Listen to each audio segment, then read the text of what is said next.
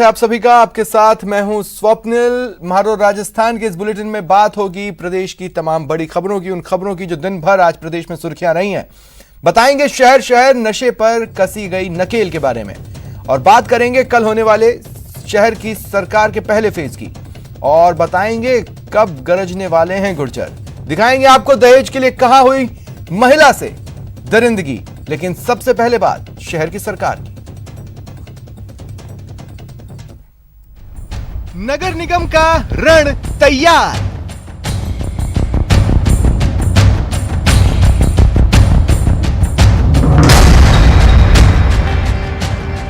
तीन शहरों में निगम का दंगल।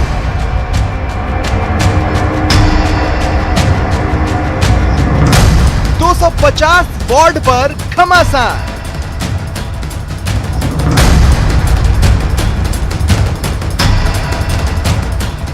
जयपुर हेरिटेज में 430 उम्मीदवार।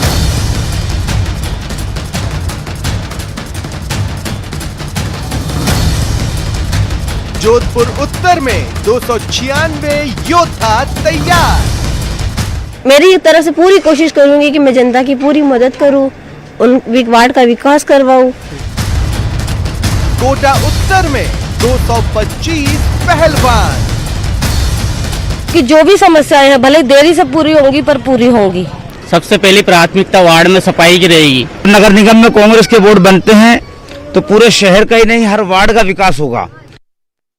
15 दिनों के घमासान के बाद कल निगम चुनाव के पहले चरण का दंगल होना है। नगर निगम चुनाव का रण तैयार है। कल पहले चरण में जयपुर हेरिटेज, जोधपुर उत्तर और कोटा उत्तर के 250 वार्डों के लिए वोट डाले जाएंगे।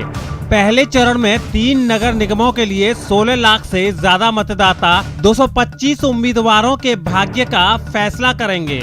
मतदान के दौरान कोविड गाइडलाइन की पालना करने और सोशल डिस्टेंसिंग और मास्क लगाने के भी निर्देश दिए गए हैं।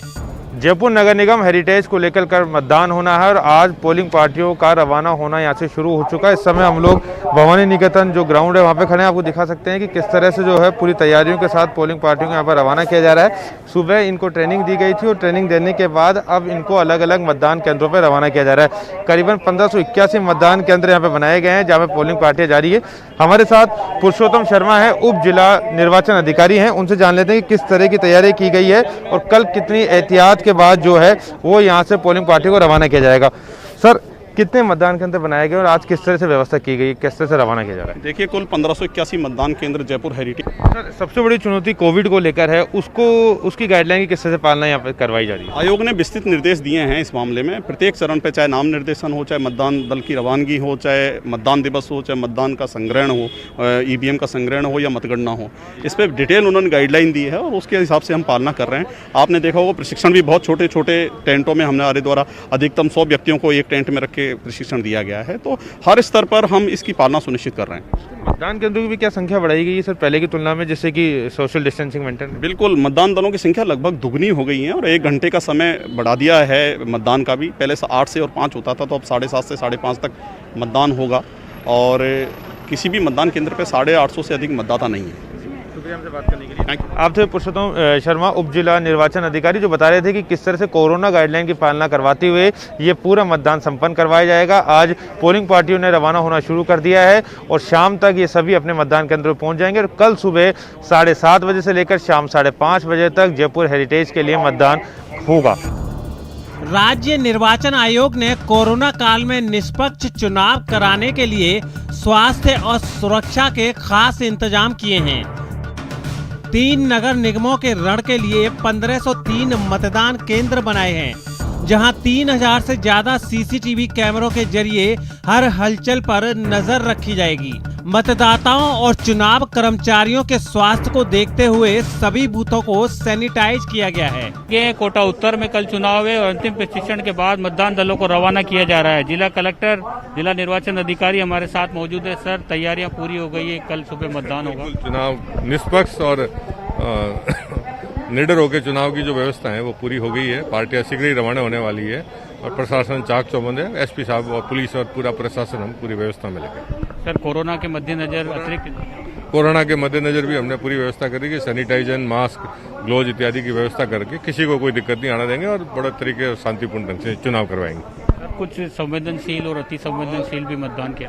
हमने संवेदनशील जहां ज्यादा सेंसिटिव लगा पिछला अनुभव से उनको सेंसिटिव किया है और वह एक्स्ट्रा पुलिस फोर्स 3+1 की अलग लगाई है। इसके अलावा हमने 35 मोबाइल पार्टियां लगाई है, 35 सेक्टर मजिस्ट्रेट है, एरिया मजिस्ट्रेट्स हैं, पूरी व्यवस्था। लेकिन उन सब के बावजूद जिस तरह से सियासी पार्टियों ने तैयारियां कर रखी है, निर्वाचन विभाग की टीम ने जो इंतजाम किए हैं, उससे यही अंदाज लगाया जा रहा है कि मतदान के प्रतिशत में भी बढ़ोतरी होगी और कल जो मतदान होगा उसके बाद कोटा दक्षिण के जो चुनाव है निगम के, उसके लिए 1 नवंबर को मतदान होगा और 3 तारीख को जो है नतीजे आ जाएंगे। जो ईवीएम में किस्मत कैद करेंगे मतदाता, वो किस्मत जो है उसका वो सब साफ हो जाएगा और ये साफ हो जाएगा कि कोटा के निगमों पर किसने कब्जा जमाया है। नगर निगम चुनाव में कांग्रेस और बीजेपी दोनों अपनी जीत के दावे कर रही हैं, लेकिन जनता शहर की सरकार के लिए किस पार्टी पर भरोसा जताएगी और किन उम्मीदवारों पर मुहर लगाएगी, ये आने वाली 3 तारीख ही बताएगी। Bureau report, news 18। और सहयोगी प्रेम मीणा जयपुर से और शाकिर कोटा से इस वक्त मेरे साथ जुड़ रहे हैं। प्रेम, सबसे पहले मैं आपके पास आ रहा हूं। प्रेम, हाल ही में चुनाव आयोग ने एक चुनाव करवा के देखे, उन्हें ये पता है कि कितना बड़ा टास्क सामने है। कल क्या क्या चीजें नई हमें देखने को मिलेंगी और किस तरह से हर एक टास्क को बखूबी पूरा करने का जिम्मा आयोग ने उठाया है इस बार।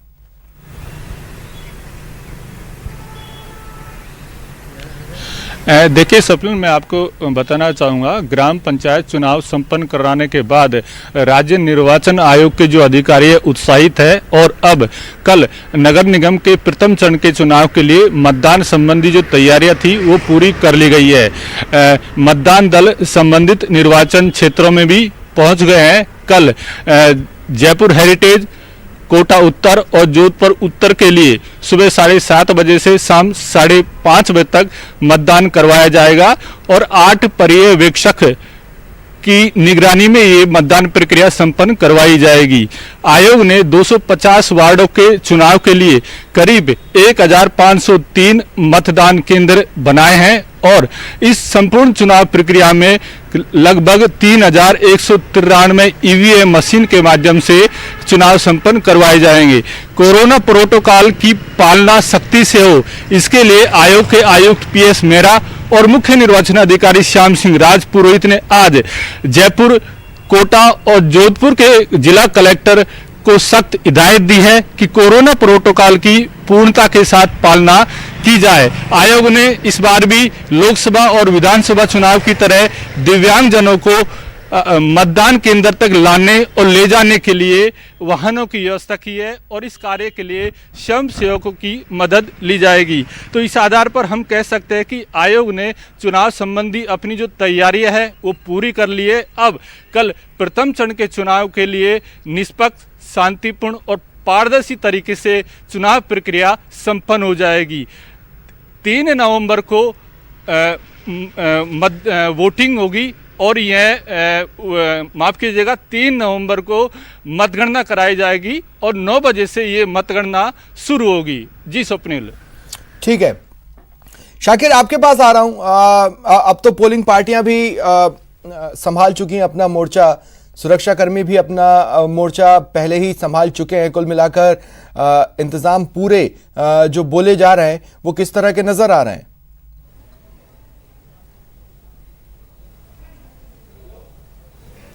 ये देखिए, आज सुबह से ही जब उनको अंतिम प्रशिक्षण देकर के रवाना किया था तो वहाँ पर भी जो है लगातार अधिकारियों की ओर से यही अपील की जा रही थी, यही निर्देश दिए गए थे कि कोरोना गाइडलाइन जिसके मुताबिक चुनाव करवाना है उसकी पालना जो है मुस्तैदी के साथ हो। जो पोलिंग एजेंट के साथ साथ जो अधिकारी जो रहेंगे मौजूद, पीठासीन अधिकारी सहित तमाम जो लोग रहेंगे मतदान करवाने के लिए, उन सबको जो है सख्त हिदायतें दी गई है। इसके साथ साथ में जो कोरोना से बचाव के लिए उनको कुछ सामग्री भी अलग से दी गई है। सैनिटाइजर उनको दिया गया है, मास्क उनको दिए गए हैं, इसके साथ साथ एक्स्ट्रा पेन भी उनको दिए गए हैं। कोशिश ये की जा रही है कि जो मतदान केंद्र थे वो पहले ही चिन्हित कर लिए गए थे, तो वहाँ पर जो है गोले भी बना दिए गए हैं कि कल सुबह जब मतदाता वहाँ पहुंचे तो मतदाता जो है वो दूरी पर खड़ा हो, सोशल डिस्टेंस की वहाँ पर पालना पूरी तरह से हो।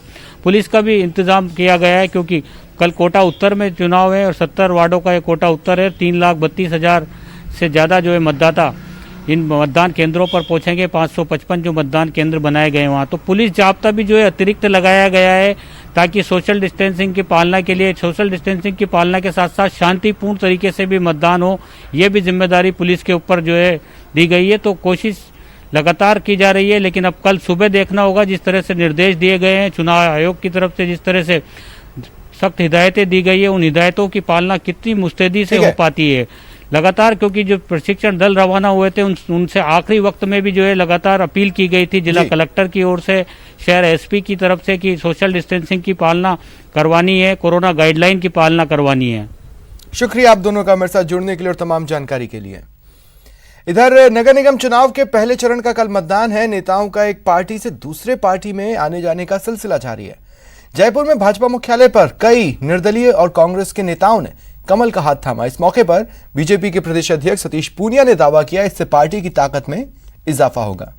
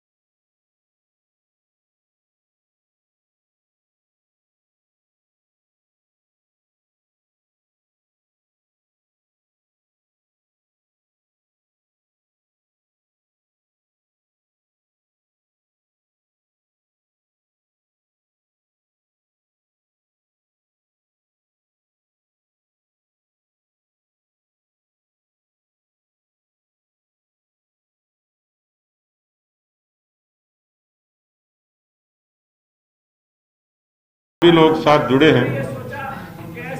भारतीय जनता पार्टी के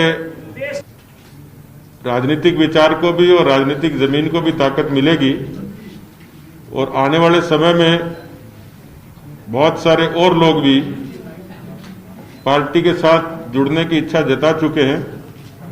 समय समय पर उनका इंडक्शन भी, उनको भी हम लोग परिवार के साथ जोड़ेंगे। आपको उसकी यथा समय सूचना करेंगे।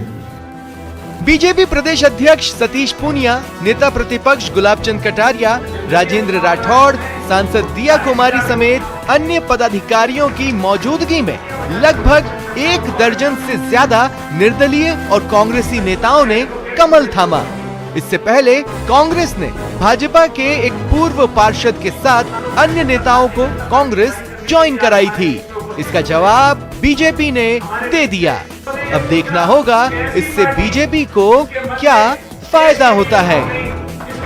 सुधीर शर्मा, न्यूज़ 18 राजस्थान, जयपुर। नागौर सांसद हनुमान बेनीवाल ने मंगलवार को संसद की याचिका समिति की बैठक में भाग लिया।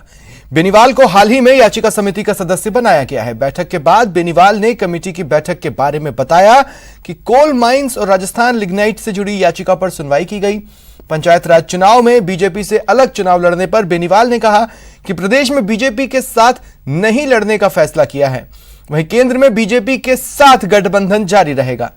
बेनीवाल ने कहा, आजादी के बाद राजस्थान में पहली बार कोई तीसरी पार्टी पंचायत राज चुनाव में भागीदारी निभाएगी। नगर निगम चुनाव जो अभी हो रहे हैं राजस्थान के अंदर, जहां कल मतदान है और 1 तारीख को मतदान है, 6 निगमों के 3 शहर जयपुर, जोधपुर, कोटा के अंदर, और 4 जगह हम चुनाव लड़ रहे हैं 4 निगमों में, जयपुर और जोधपुर में। जयपुर में हमारे 12 वार्ड हैं और जोधपुर में 21 वार्ड लड़ रहे हैं। बहुत ही अच्छी स्थिति में आरएलपी के प्रत्याशी हैं। और शहर में तो हमारे मुद्दे शहरी क्षेत्र में विकास, सीवरेज की व्यवस्था, जो भूमाफिया पनप रहा उसको उससे कैसे मुक्ति मिले, और भ्रष्टाचार जो नगर निगमों के अंदर हो गया उस भ्रष्टाचार का खात्मा कर, ये हमारे शहरी क्षेत्र के मुद्दे थे। और पंचायत राज के अंदर हमारा मुद्दा है कि ये जो पहली कड़ी है लोकतंत्र की, इस कड़ी को मजबूती से कैसे खड़ा किया जाए। क्योंकि मैं नागौर जिले से आता हूँ, नागौर का सांसद, तो पंचायत राज की स्थापना नागौर से हुई थी।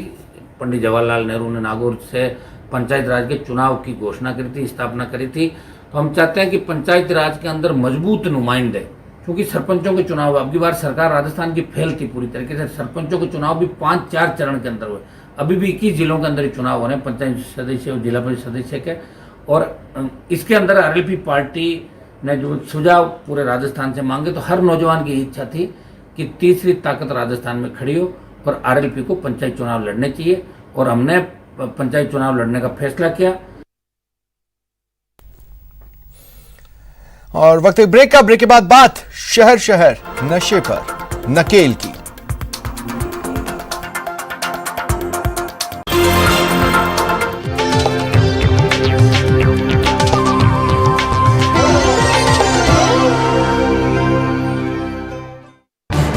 इस न्यूज हेडलाइंस के प्रायोजक पेट सफा आयुर्वेदिक चूर्ण। पेट सफा, हर रोग दफा।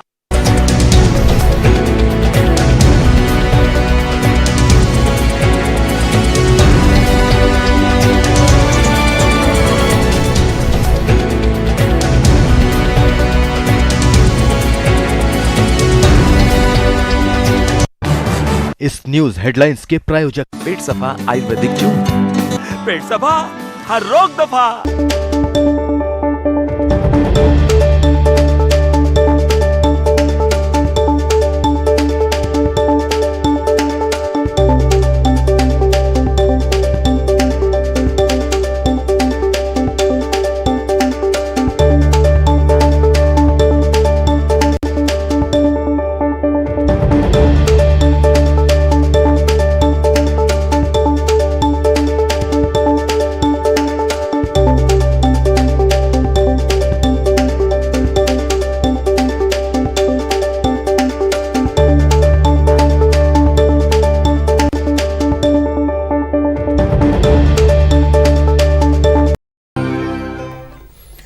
ब्रेक के बाद अब बात शहर शहर नशे पर नकेल की। ड्रग विभाग और स्वास्थ्य विभाग की संयुक्त ऑपरेशन में नशे के कई ठिकानों का पता चला है। नशे के खिलाफ महाअभियान, फेस्टिव सीजन में एक्शन में खाकी, शहर शहर नशे पर नकेल, उड़ता राजस्थान। फेस्टिव सीजन से पहले खाकी का एक्शन है। शहर शहर नशे के सौदागरों पर नकेल कसी जा रही है। राजस्थान में नशे के गंडीर जाल की तस्वीर देखिए। जहां नजर डालें वहीं अवैध दवाइयों का अंबार, वैसी दवाइयां जो प्रतिबंधित हैं, जिन पर बैन है। लेकिन जब ड्रग्स विभाग और सीएमएचओ की टीम ने यहां छापा मारा तो सभी हैरान रहे। नशे के सौदागरों ने अमरदीप कॉम्प्लेक्स के पीछे एक गोदाम में अपना ठिकाना बना रखा था और छापेमारी में वहां से करीब 1 करोड़ की दवाइयां मिली। प्लानिंग थी फेस्टिव सीजन में इस नशे की खेप को खपाने की, लेकिन ड्रग विभाग को सूचना मिली और पूरा का पूरा खेप पकड़ा गया। देखिए, जो भी दवाइयां हैं अभी तक जो एनडीपीएस एक्ट के तहत इनको रखने की परमिशन नहीं है, न ही इस प्रेमाइसिस का कोई लाइसेंस है। और अनुमानित कीमत के हिसाब से यदि हम देखा जाए तो अभी तक तो लगभग 2 की कीमत का ही इन्होंने अंदाजा लगाया एमआरपी से, जो लगभग 43 लाख का है। और बाकी का भी अंदाजा लगाना इसमें बाकी है। हाँ बिल्कुल, मैं कह रहा हूँ इसमें सभी तरह की दवाइयां हैं। जो तरह की बैंड है जिसको रखने की परमिशन इस प्रेमाइसिस में, और इसका लाइसेंस भी इस व्यक्ति के पास में नहीं है। तो एक बड़ी कार्रवाई है और निश्चित रूप से नहीं है, जनता को स्वास्थ्य के हिसाब से इसमें काफी ज्यादा। हनुमानगढ़ में भी पुलिस ने नशीली दवा तस्करी के खिलाफ बड़ी कार्रवाई की। पुलिस ने एक युवक से 6000 नशीले कैप्सूल बरामद किए। हालांकि कार्रवाई के दौरान उसका एक साथी तस्कर मौके से फरार हो गया। पुलिस ने आरोपी के खिलाफ एनडीपीएस एक्ट के तहत मामला दर्ज किया। फिलहाल पुलिस आरोपी से पूछताछ में जुटी है। एक मोटरसाइकिल पे दो लड़के संदिग्ध से लगे, जिनको रोका और चेक किया तो एक लड़का तो अंधेरे का फायदा उठा के भाग गया। दूसरे लड़के को मोटरसाइकिल सहित मौके पे रोक के चेक किया तो एक कट्टे में 30 डब्बों में 6000 नशीले कैप्सूल मिले। लड़के को पूछताछ के बाद में गिरफ्तार कर लिया, जिसका नाम योगेश है, और उसके साथ में एक लड़का और था सोनू और सुनील, जो मौके से फरार हो गया। राजस्थान में नशे के सौदागरों के कारनामों के खिलाफ अब पुलिस एक्शन में है। फेस्टिव सीजन में नशे के सौदागर कुछ ज्यादा ही एक्टिव हुए हैं, तो पुलिस भी तैयार है इन सौदागरों पर शिकंजा कसने को। Bureau report, news 18 network.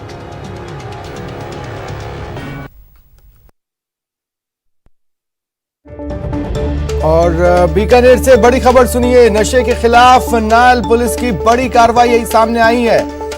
एक इनोवा गाड़ी के साथ 2 युवक पकड़े गए हैं। गाड़ी में 13 किलो डोडा पोस्त था जो जब्त कर लिया गया है। 480 नशीली गोलियां भी मिली गाड़ी में ही, जिसे जब्त कर लिया गया है। जैसलमेर से पंजाब ये दोनों युवक जा रहे थे। दोनों आरोपी पंजाब के रहने वाले हैं।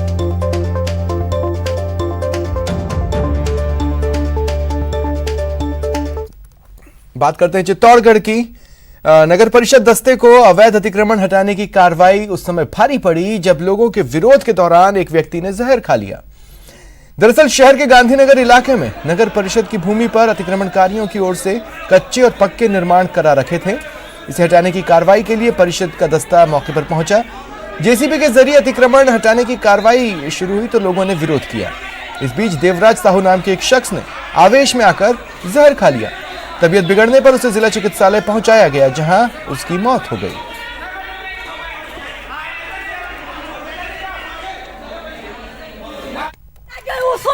लेके जाओ उसको अस्पताल, फटाफट ले जाओ, नहीं मर जाएगा तुम्हारी प्रशासन, मर जाएगा। मेरा घर है ना मेरा भाई को कुछ हो जाए तो तुम जिम्मेदार हो। ठीक है, सब बात सुनने खाली तुम्हारे प्रशासन की बात है, नगर पालिका की बात है, सरकार की बात है। खबर हनुमानगढ़ से, जहां टाउन बस स्टैंड के बाहर सड़क पर आज एक शराबी युवक ने जमकर नौटंकी की, राहगीरों को परेशान किया। इतना ही नहीं, शराब के नशे में बीच सड़क पर लेट गया, जिससे वाहन चालकों को परेशानियां हुई। इसके बाद ट्रैफिक पुलिस कर्मियों ने शराबी को हटाने की कोशिश की, लेकिन यह युवक सड़क पर ही लेटा रहा। टाउन पुलिस ने युवक को सड़क से हटाया, उसको लेकर टाउन थाना पहुंची। फिलहाल पुलिस युवक के होश में आने का इंतजार कर रही है।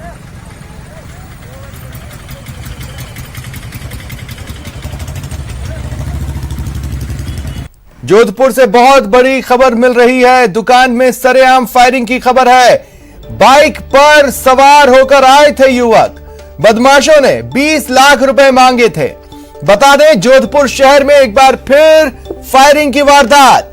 जोधपुर के पाल बालाजी क्षेत्र में स्थित एक स्वर्ण आभूषण की दुकान के कांच पर युवक ने फायरिंग की। घटना का सीसीटीवी फुटेज सामने आया है। तस्वीरें देखिए आप अपने टीवी स्क्रीन पर। मोटरसाइकिल पर सवार, हेलमेट लगाए 2 युवक आए। दुकान के आगे एक युवक को नीचे उतरकर फायरिंग करते देखिए और फिर निकल जाते देखिए। सूत्रों के हवाले से खबर मिल रही है कि स्वर्ण आभूषण व्यवसायी से बदमाशों ने 20 लाख रुपए मांगे थे और नहीं देने पर जान से मारने की धमकी दी थी।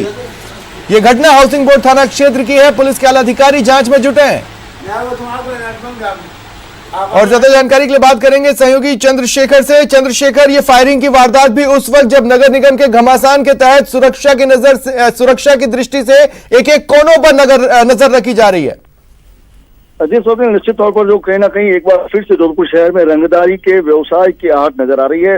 लंबे समय बाद एक बार फिर खुलेआम जो है बेबाक तरीके से और बेधड़क तरीके से जो फायरिंग की गई है। आप देख सकते हैं कि बदमाशों में जो है कानून नाम की किसी चीज भय नजर नहीं आ रहा है।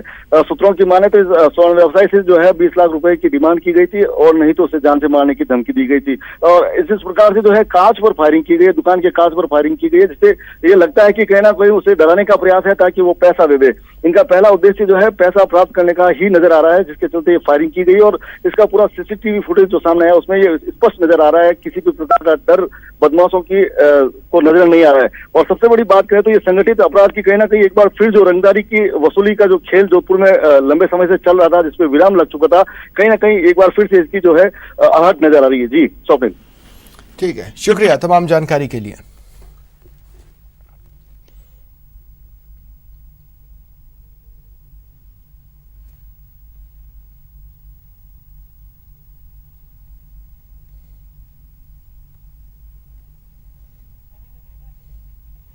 वक्त एक ब्रेक का, ब्रेक के बाद बात गुर्जरों के हल्ला बोल की।